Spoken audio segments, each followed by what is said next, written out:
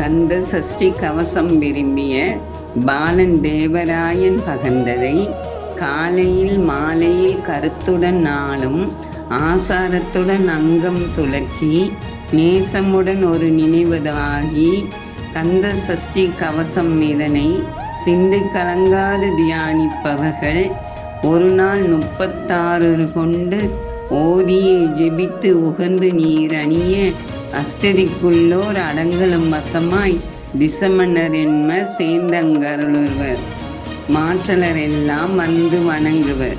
இதனுடைய விளக்கம் என்னவென்றால், தேவராய சுவாமிகள் அருளிய கந்தசஷ்டி கவசத்தை காலையிலும் மாலையிலும் மனதை ஒருநிலைப்படுத்தி தூய்மையாக தியானிப்பவர்களுக்கு முருகன் அருள் செய்வார். தினமும் 36 முறை பக்தியுடன் ஓதி விபூதி அணிபவர்களுக்கு 8 திசையில் உள்ள மன்னர்களும் கட்டுப்படுவார்கள்.